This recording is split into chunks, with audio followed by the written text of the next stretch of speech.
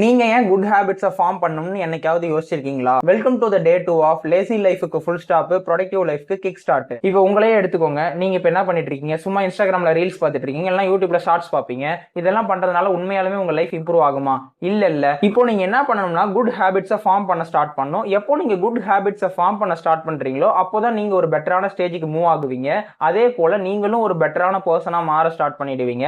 இன்னொரு அட்வான்டேஜ் என்னன்னா, நம்ம மைண்ட் மொத்தமா ரெண்டு பார்ட்டா பிரிஞ்சிருக்கு. ஒன்னு கான்சியஸ் மைண்ட், இன்னொரு சப்கான்சியஸ் மைண்ட். நாம ரிப்பீட்டடா ஒரு ஹேபிட்டை பண்ணிக்கிட்டே இருந்தோம்னா அது சப்கான்சியஸ் மைண்ட்ல போயிட்டு ஸ்டோர் ஆகிடும். ஒன்ஸ் சப்கான்சியஸ் மைண்ட்ல ஸ்டோர் ஆகிடுச்சுன்னா அந்த ஹேபிட்டை அது ஆட்டோமேட் பண்ணி விட்டுரும். இப்படி பண்றப்போ நம்ம கான்சியஸ் மைண்டோட ஒர்க்லோட குறைக்கிறோம். இப்படி குறைக்கிறதுனால நாம கான்சியஸ் மைண்டை வேற விஷயத்துக்கு பயன்படுத்தலாம். நம்ம கான்சியஸ் மைண்டை நம்ம நமக்காக ஒர்க் பண்ண வைக்கலாம். ஃபார் எக்ஸாம்பிள், புதுசா டெசிஷன் மேக் பண்ண, புது ப்ராப்ளம்கான சொல்யூஷனை ஃபைண்ட் பண்றதுக்கு, அதுவும் இல்லாம புதுசா ஐடியாவை ஜென்ரேட் பண்றதுக்கு, இந்த மாதிரி விஷயத்துக்கு நம்ம கான்சியஸ் மைண்டை ஒர்க் பண்ண வைக்கலாம். நெக்ஸ்ட் வீடியோல எப்படி குட் ஹேபிட்ஸை ஃபார்ம் பண்றதுன்னு டீடைல்டா சொல்றேன். மிஸ் பண்ணக்கூடாதுன்னு நினைச்சீங்கன்னா do subscribe to our channel.